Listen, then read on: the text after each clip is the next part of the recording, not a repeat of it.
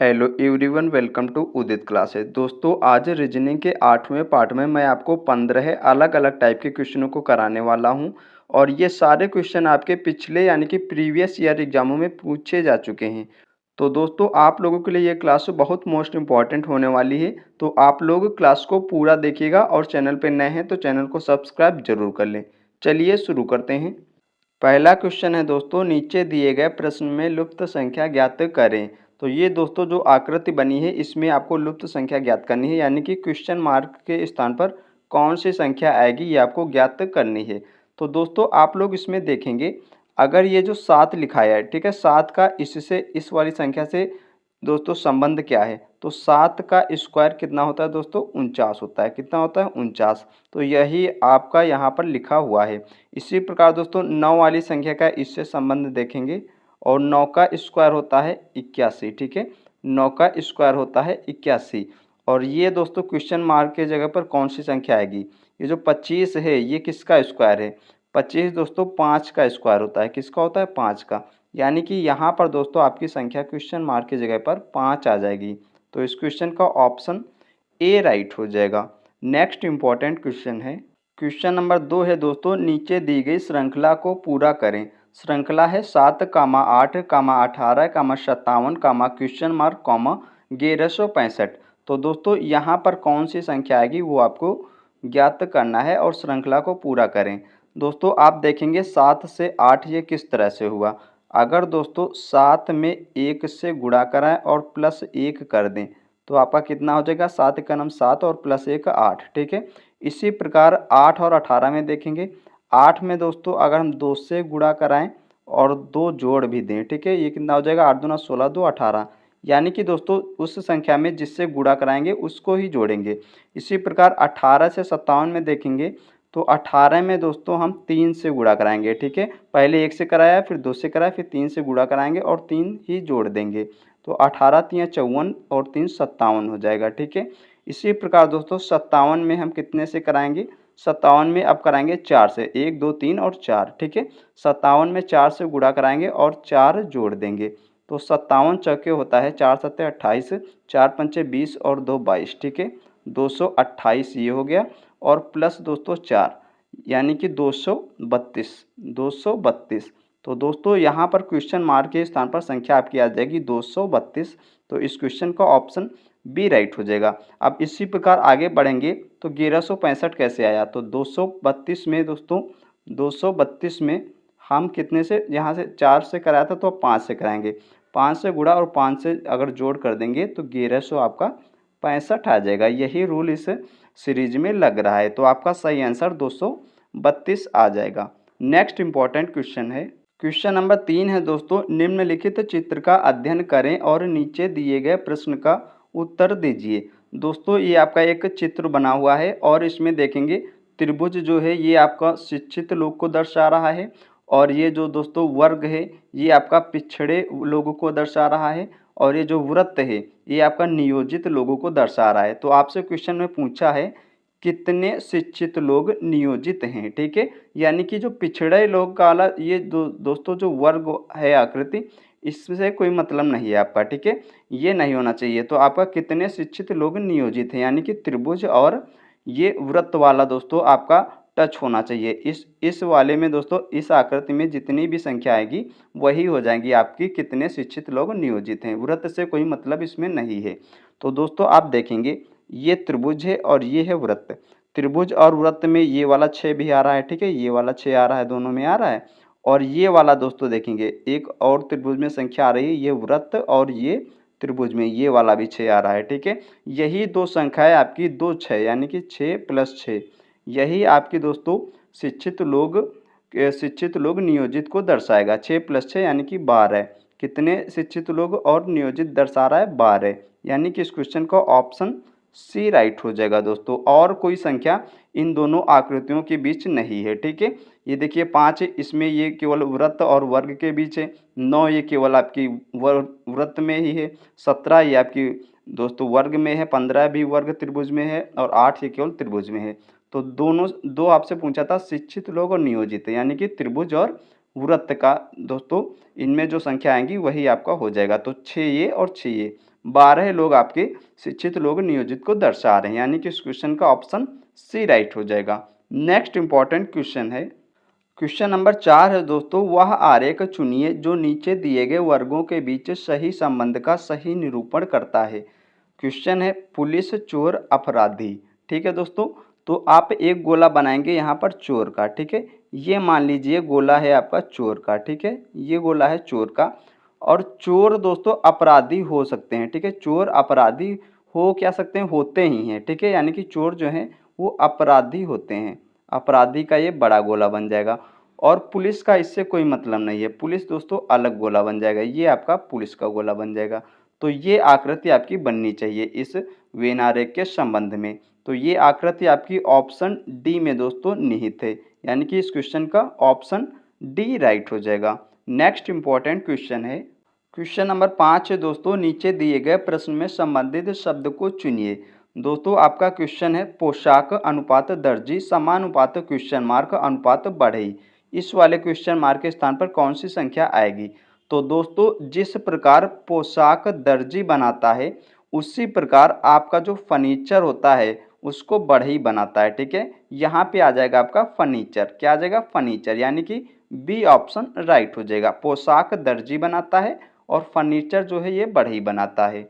ठीक है दोस्तों, नेक्स्ट इंपॉर्टेंट क्वेश्चन है, क्वेश्चन नंबर 6 है दोस्तों, ब्लड रिलेशन यानी कि रक्त संबंध का। तो ये क्वेश्चन आपके आने वाले सभी एग्जामों के लिए बहुत ही इंपॉर्टेंट होने वाला है, आप लोग इसको बहुत ध्यान से देखिएगा। क्वेश्चन है दोस्तों, एक फोटो की ओर संकेत करते हुए विनोद ने कहा। ठीक है, मान लीजिए दोस्तों ये है विनोद। ठीक है, और ये एक फोटो की ओर संकेत कर रहा है, ये है कोई फोटो। ठीक है, ये है कोई फोटो। तो इस क्या कह रहा है दोस्तों, यह मेरी पत्नी की माता की एकमात्र पुत्री है, यानी कि एक विनोद की दोस्तों पत्नी होगी। ठीक है, विनोद की पत्नी, ये दोस्तों विनोद की पत्नी है।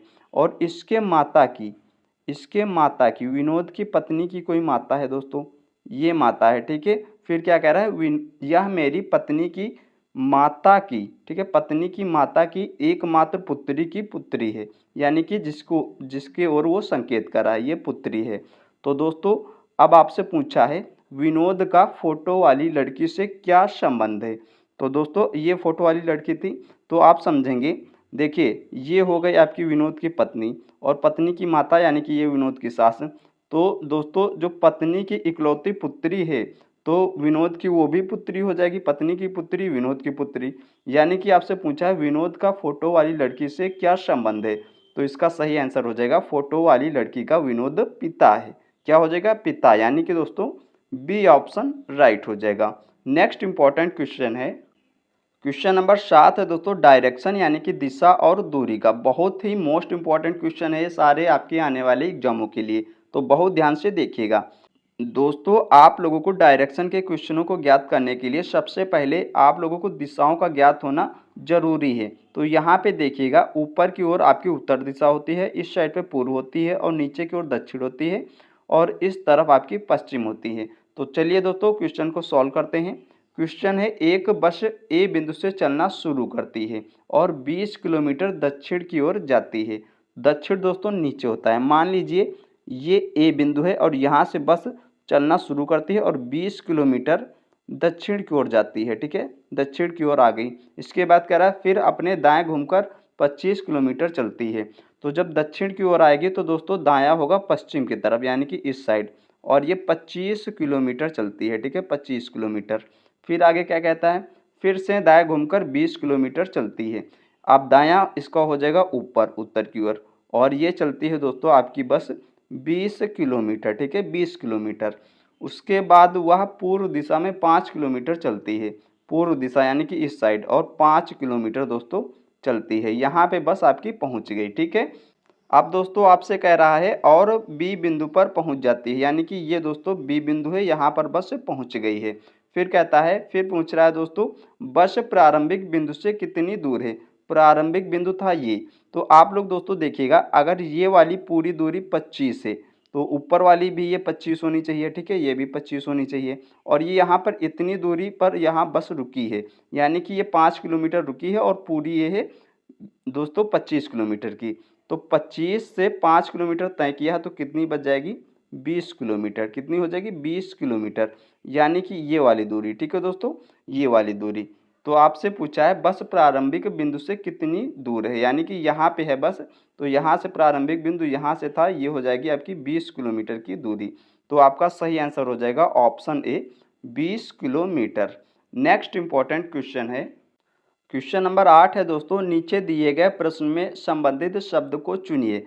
दोस्तों आपका प्रश्न है SNOP अनुपात ONSP समानुपात CLAY अनुपात क्वेश्चन मार्क के स्थान पर कौन सी संख्या आएगी, ये आपको चुननी है। तो दोस्तों आप लोग देखिएगा, इसमें कुछ शब्दों का परिवर्तन किया गया है आगे पीछे। तो हम पहले इसमें नंबर डालेंगे, इस पे 1 नंबर डाल दो, N पे 2 डाल दो, और O पे 3 डाल दो, P पे 4 डाल दो दोस्तों। ठीक है, इसी प्रकार O पे 1 और 2 3 4, इसमें 1 1 2 3 और 4। तो दोस्तों आप लोग देखिएगा, पहला और दूसरा, तीसरा और चौथा, यहाँ पर दोस्तों चौथे पर P है और चौथे पर P है। ठीक है, इसका स्थान परिवर्तन नहीं किया गया है। और तीसरे पे दोस्तों S है यहाँ पे। ठीक है, तीसरे को 1 से बदल दिया है। तो दोस्तों चौथे का स्थान नहीं परिवर्तित किया गया है, तो चौथे पर यहाँ Y तो रहेगा ही। ठीक है, Y तो रहेगा ही। और O को यहाँ पर यानी कि तीसरे वाले को दोस्तों फर्स्ट पे ला दिया है, तो तीसरे पे यहाँ पे है A को फर्स्ट पे लाएंगे तो दोस्तों ये आ जाएगा आपका यहाँ पे, A यहाँ पे आ जाएगा। ठीक है, अब क्या कह रहा है, दूसरे वाले का स्थान यहाँ पे फिक्स है और यहाँ पे दोस्तों N है, यानी कि दूसरे वाला जो L है ये तो वहीं अपने स्थान पर रहेगा। ठीक है, AL। अब आपका ये जो पहला वाला है दोस्तों, ये तीसरे पर पहुंच जाएगा। देखिए यहाँ पे यस पहले पर था और यहाँ पे तीसरे पर आ गया, यानी कि जो सी है ये तीसरे पर आ जाएगा। ये बन जाएगा आपका इस प्रकार, यानी कि जो नया शब्द बनेगा इससे जो संबंधित शब्द बन जाएगा क्वेश्चन मार्क की जगह पर, वो बन जाएगा ALCY। ये आपका ऑप्शन ए में दिया हुआ है, तो इस क्वेश्चन का ऑप्शन ए राइट हो जाएगा। नेक्स्ट इंपॉर्टेंट क्वेश्चन है, क्वेश्चन नंबर 9 है दोस्तों, नीचे दिए गए निम्नलिखित शब्दों का सही क्रम बताएं। तो दोस्तों ये आपका एक क्वेश्चन दिया हुआ है, बुनाई, रुई, कपड़ा, धागा, इनको आप सार्थक यानी कि सही क्रम में दोस्तों बनाएं। ठीक है, तो सबसे पहले आपका क्या हो जाएगा, सबसे पहले दोस्तों आ जाएगा आपका रुई। ठीक है, कौन सा शब्द आ जाएगा, रुई। उसके बाद रुई से क्या बनेगा, धागा बनेगा। रुई से बनेगा दोस्तों धागा। उसके बाद क्या करेंगे, आप बुनाई करेंगे। ठीक है, बुनाई करेंगे, धागे के बाद आप बुनाई करेंगे, और इसके बाद आपका बन जाएगा बुनाई करने के बाद कपड़ा। क्या बन जाएगा, कपड़ा। ये आपका सार्थक शब्द सही क्रम बनेगा। तो दूसरे नंबर पर रुई यानी कि ये पहले पे आ जाएगा, और फिर आ जाएगा धागा यानी कि 4, बुनाई 1 पे और कपड़ा 3 पे।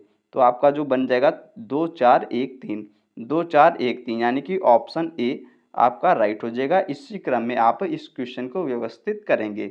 नेक्स्ट इंपॉर्टेंट क्वेश्चन है, क्वेश्चन नंबर 10 है दोस्तों, यदि Q का अर्थ है ऐड टू, और J का अर्थ है मल्टीप्लाई बाई, और T का अर्थ सब्सट्रैक्ट फ्रॉम है, और तथा K का अर्थ है डिवाइडेड बाई, तो इस समीकरण का यानी कि 30 के 2Q और 3J 6T 5, इसका मान क्या होगा, यानी कि क्वेश्चन मार्क के स्थान पर क्या होगा। इस समीकरण को आप सॉल्व करें।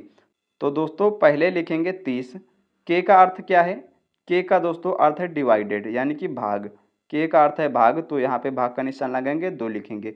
अब क्यू है, क्यू का अर्थ है ऐड, क्यू का अर्थ है ऐड यानी कि 2 के प्लस 3 हो जाएगा। फिर है जे, जे का अर्थ है दोस्तों मल्टीप्लाई यानी कि गुणा, तो इसके बाद 6 लिखेंगे। फिर है टी, टी का अर्थ क्या है, टी का अर्थ है सब्सट्रैक्ट यानी कि दोस्तों घटाना, घटाना। अब इसको सॉल्व करेंगे, 30 में 2 से भाग देंगे, आ जाएगा 15, प्लस 3 गुणा 6 माइनस 5। ठीक है, बॉड मास का नियम आपको पता ही होगा, हम रोज़ एक क्वेश्चन इसी टाइप से कराते हैं। तो अब आप लोग गुणा करेंगे, 6 का 3 से गुणा करेंगे 18 आ जाएगा, और ये माइनस का 5 और ये प्लस का 15। ठीक है, 15 और ये 18, 15 18 होता है दोस्तों आपका, 15 18 होता है 33, 33 माइनस 5, 33 माइनस 5 बराबर हो जाएगा 28। ठीक है दोस्तों, आपका सही आंसर हो जाएगा 28, यानी कि ऑप्शन डी राइट हो जाएगा। नेक्स्ट इंपॉर्टेंट क्वेश्चन है, क्वेश्चन नंबर 11 है दोस्तों, 45 विद्यार्थियों की एक कक्षा में एक बालक का 20वां स्थान है। जब 2 और बालक प्रवेश लेते हैं तो वह एक स्थान नीचे हो जाता है। तो दोस्तों उसका अंत से नया स्थान क्या है, ये आपसे पूछा है। तो देखिए दोस्तों 45 विद्यार्थियों की एक कक्षा है। ठीक है, 45 छात्र हैं कक्षा में, और एक बालक का 20वां स्थान है। जब 2 और बालक प्रयुक्त ले लेते हैं, यानी कि इसमें 45 में 2 और बालक जुड़ जाएंगे, तब उस व्यक्ति का जो एक बालक है उसका स्थान एक स्थान नीचे हो जाता है। यहाँ से 20वां है, यानी कि इसमें घटा देंगे, ठीक है। 2 जोड़कर सारे विद्यार्थियों कक्षा में उसको घटा देंगे, आपका आंसर आ जाएगा। तो 45 + 2 हो जाएगा 47 - 20, 47 - 20 यानी कि 27, ठीक है दोस्तों। तो उसका क्या पूछा है, तो वह एक स्थान नीचे हो जाता है, उसका अंत से नया स्थान क्या है, 27वां, क्या है 27वां, यानी कि इस क्वेश्चन का ऑप्शन सी राइट हो जाएगा।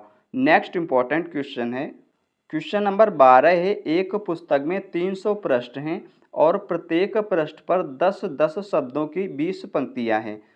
पुस्तक में कुल कितने शब्द हैं। तो दोस्तों आप देखेंगे कितने पृष्ठ हैं, आप 300, ठीक है, 300 पृष्ठ लिखेंगे और गुणा हर एक पृष्ठ में दोस्तों कितने कितने शब्द हैं। यहाँ पे दिया है प्रत्येक पृष्ठ पर 10-10 शब्दों की 20 पंक्तियां हैं, ठीक है। प्रत्येक पृष्ठ पर 10-10 शब्दों की, यानी कि 10 शब्दों की 20 पंक्तियां हैं, कितनी है 20।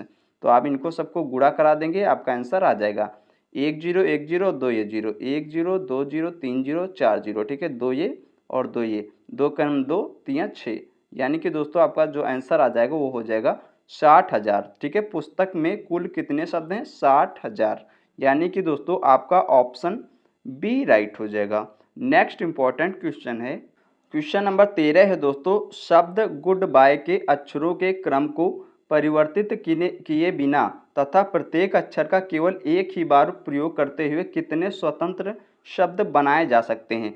तो दोस्तों आपको क्या करना है, अक्षरों का क्रम परिवर्तन नहीं करना है और सभी यानी कि प्रत्येक अक्षर का केवल एक ही बार प्रयोग करना है, और गुड बाय से आप कितने स्वतंत्र शब्द बना सकते हैं। तो केवल इससे 2 ही शब्द बन सकते हैं गुड बाय से, ठीक है।